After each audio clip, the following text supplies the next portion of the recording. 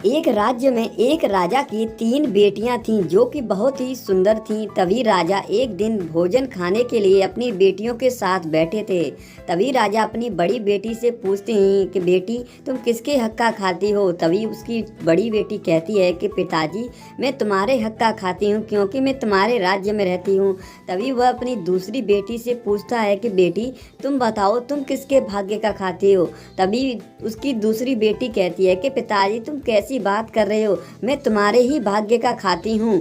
तभी राजा अपनी तीसरी बेटी को अपने पास बुलाता है और कहता है कि बेटी तुम बताओ तुम किसके भाग्य का खाती हो। तभी राजा की छोटी बेटी ने कहा कि पिताजी सभी लोग अपने अपने भाग्य का खाते हैं। ये बात सुनकर राजा बहुत गुस्सा हो जाता है और अपनी तीसरी बेटी को जंगल में छुड़वा देता है और कहता है कि तुम अपने भाग्य का खाती हो तो मैं भी देखता हूँ तुम अपने भाग्य का कैसे खाती हो। जंगल में राजा की बेटी अकेली थी। तभी राजा की बेटी को प्यास लगती है। वह पानी पीने के लिए एक तालाब पर पहुंचती है। वहां से जैसे ही वो पानी पीती है उस तालाब का सारा पानी सूख जाता है और उसके अंदर एक अंडरग्राउंड जाने का एक रास्ता दिखता है।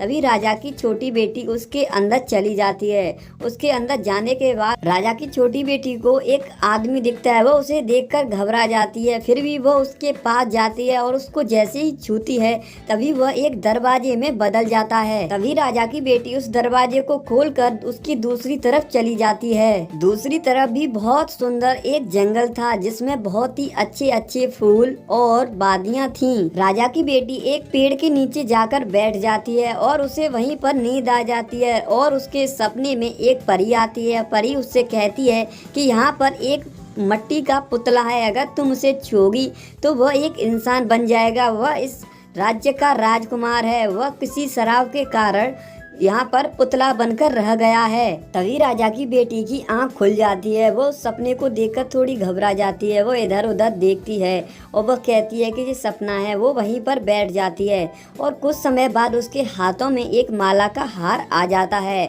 वह कहती है कि जो परी ने मुझे बताया था वही मेरे साथ हो रहा है। जब राजा की बेटी दूसरी तरफ देखती है तो उसे एक माटी का पुतला दिखता है। वह उसी तरफ चली जाती है। तभी वो माटी का पुतला एक दरवाजे में बदल जाता है और राजा की बेटी उसके अंदर चली जाती है। उसके अंदर एक बहुत बड़ा राज्य था। उस राज्य में चली जाती है और उसे एक राजा मिलते हैं जिसके गले में वह माला डालती है और वह एक इंसान में बदल जाते हैं और राजा अपने गले से उस माला को उतार कर उसके गले में डाल देते हैं और उसे अपनी पत्नी बना लेते हैं। उन दोनों की धूमधाम से शादी होती है और वो दोनों पति पत्नी बन जाते हैं। कुछ समय बीत जाता है। राजा की बेटी अपने पति से पूछती है कि तुम माटी के पुतला कैसे बन गए थे।